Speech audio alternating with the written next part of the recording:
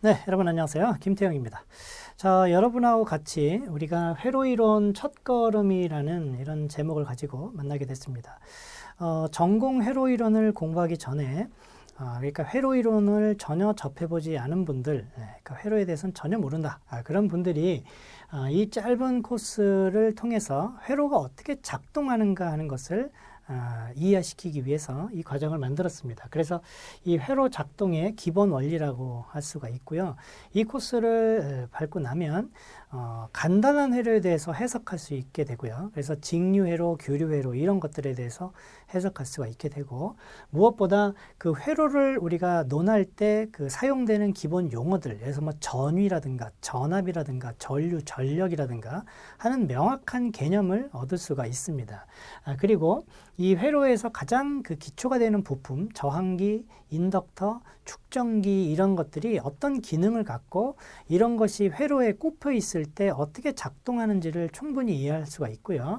그 다음에 그런 세 개의 부품들이 꼽혀 있는 회로를 직류, 교류 회로로 나누어서 여러분들이 이해할 수 있는 능력이 생기게 됩니다. 그래서 두꺼운 전공책을 보기 전에 이 짧은 코스를 하고 나면 여러분이 회로에 대한 전반적인 일종의 통찰력이 생기게 되는 과정이다라고 생각할 수 있습니다. 자, 강의가 어떻게 구성되어 있는지 살펴보고 이제 본격적으로 본론으로 들어가 보도록 하겠습니다. 자, 강의는 지금 이렇게 6개 파트로 나눠져 있는데요. 제가 여러분한테 알려드릴 내용은 이런 회로를 생각을 했습니다. 여긴 굉장히 간단한 거죠. 건전지 사고, 전구 2개 사고, 뭐 장난감용 직류 모터를 하나 샀다라고 여러분이 생각을 했을 때 이것들을 이제 전선으로 이렇게 연결을 하겠죠. 이렇게 연결을 해서 여러분이 회로를 하나 이렇게 만들었다고 생각을 하는 겁니다. 그랬을 때 여기 불이 들어오고 여기 같은 경우에는 이렇게 모터가 회전하는 경우를 볼 수가 있는데, 이런 경우에 여기에서 전류가 흐르고 여기에 에너지를 주기 때문에 불이 들어오고 여기 모터가 회전하는 건데, 그럼 이런 회로를 구성했을 때 전류가 얼만큼 흐를 것이며 여기 이 불을 켜기 위해서 전압이 얼만큼 걸릴 것이며 하는 그런 것들을 알아야 되잖아요. 그러니까 이런 기본적인 내용들을 이 코스를 통해서 완벽하게 이해하실 수가 있습니다. 자, 그래서 이렇게 6개 파트로 구성을 했는데요.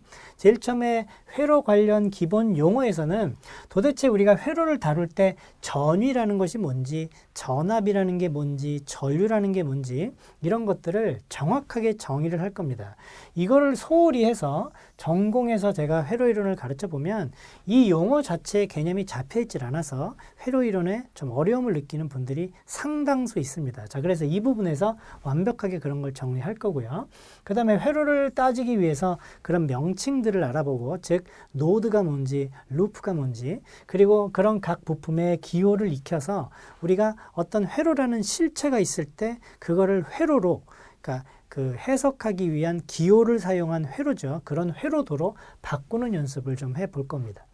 그리고 이제 회로가 어떻게 동작하는지, 예를 들어서 이런 회로가 어떻게 동작하는지 알기 위해서 회로에 성립되는 기본적인 법칙이 있는데, 여러분도 다 들어보셨을 법한 키르요프의 전류 법칙, 전압 법칙, 오메 법칙 이런 것들을 제가 가장 중요한 개념들을 알려드릴 겁니다.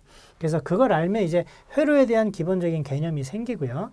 이제 부품들을 하나씩 가져올 겁니다. 저항기, 축전기, 인덕터 이런 부품들을 가지고 와서 이 부품이 정기적으로 어떤 특성이 있는지, 회로에 꼽혀 있을 때 어떻게 작동하는지 하는 것을 볼 거고, 이것들로 회로를 구성해서 직류회로, 교류회로로 나누어서 이런 회로를 꼽았을 때, 이런 회로로 내가 회로를 구성했을 때 어떻게 동작하는지를 해석할 수 있는 능력이 생기시게 될 겁니다. 됐죠, 여러분? 이렇게 회로 그 첫걸음을 제가 꾸며봤습니다. 자, 이제 이 회로 관련 기본 용어부터 천천히 공부를 해보도록 하겠습니다.